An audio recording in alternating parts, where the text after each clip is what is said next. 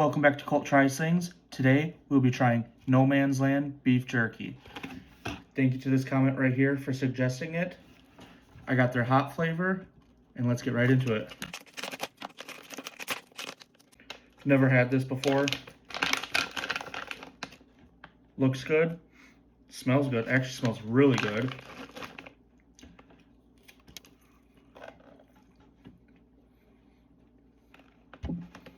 Good texture.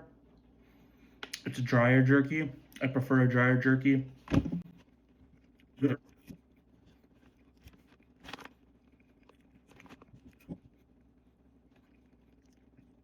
Alright, so the flavor is good. Texture is great. It's not super hot. It definitely has a little spice to it.